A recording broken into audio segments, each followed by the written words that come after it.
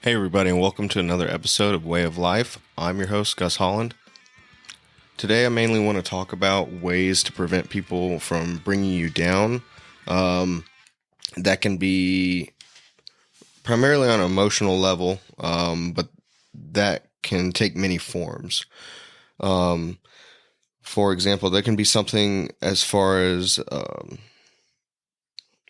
maybe you had some recent success, maybe something as small as like getting an A on a test or hitting a new PR or posting about something new that something new that you got to do or something new that you bought. Maybe you saved up for something, and there's almost always going to be somebody that's negative or hating or whatever.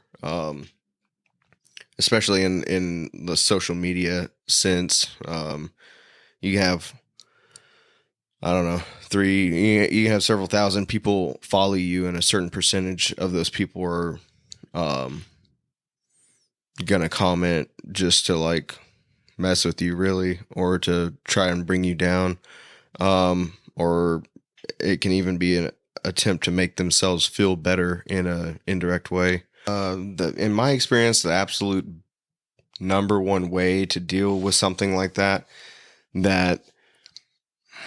with while minimizing the negative repercussions on your behalf, is simply to just ignore it. That works best in a social media setting,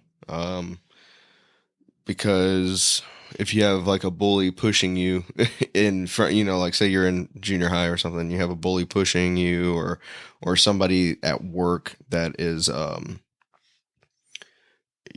just saying negative remarks about you or creating false rumors, or there's a whole list of things that could happen. But those people are going to be harder to ignore, and that tactic be successful.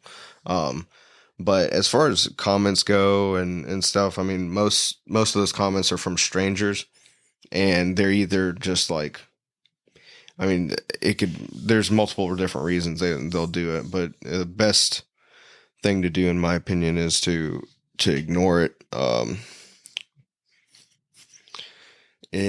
But if it is a physical situation, I don't know, it really sucks, because like there's several different approaches to take, to deal with, I guess, an in-person hater. Once again, I mean, this is the number one way, is to ignore if at all possible, or to create distance.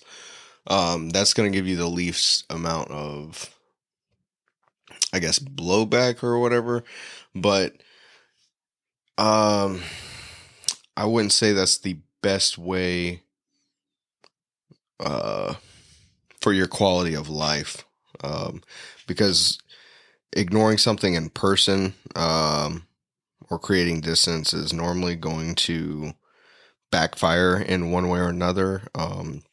They're either going to go harder at you, or try and find a different way to bother you, or to bring you down.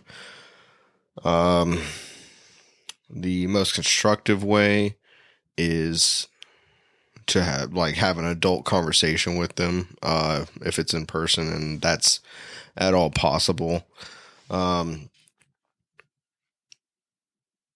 Yeah, I don't know. I mean, like, in the least constructive way is to, well, not the least constructive.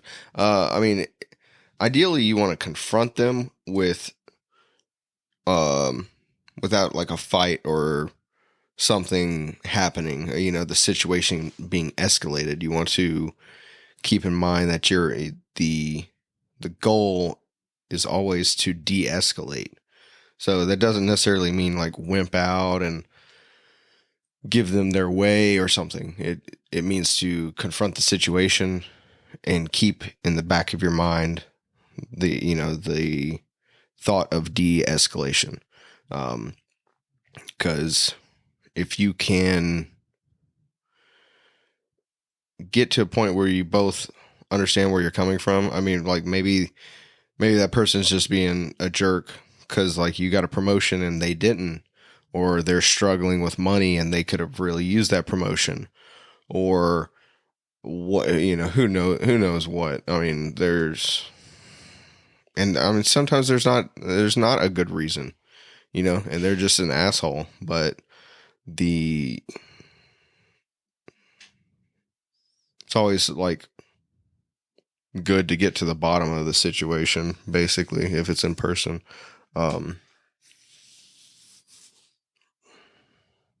guess that's really all I had to talk about on that topic. I just wanted to help out a couple listeners that had mentioned similar situations. And I hope that helped. I mean, I kind of just listed potential ways to deal with it. But it's going to come down to like what works best for you. If you're a teenager and somebody's bullying you that's like way bigger and stronger and faster than you, it's probably not the best, like you don't want to go the path of violence or the extreme confrontational route. Maybe that's when you go more the talking route or distancing route, speaking to somebody that's in power above that person if those things don't work.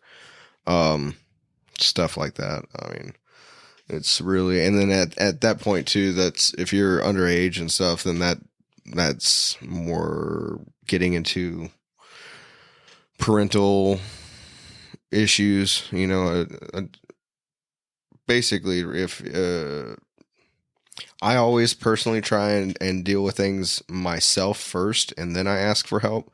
That's not necessarily what I'm telling you to do, and that's not necessarily the best thing to do. Sometimes it is best just to reach out for help right away, depending on the situation and pros and cons. From there, I do want to tell everybody, thank you so much for being patient on these episodes. I know the past couple weeks have kind of been spotty. Well, not even spotty. Like I haven't had episodes for the past 2 weeks. I do apologize for that. I'm in the process of making several backup solo episodes. Just so this does not happen again, because I don't like it as much as y'all don't. And then I am in the process of talking to a few potential guests as well. Hopefully bring y'all some more information and everything. I do want to say that this podcast has reached 25 countries and 125 cities. So shout out to all of y'all. That is amazing. That's one of my favorite things to do, is look at the stats of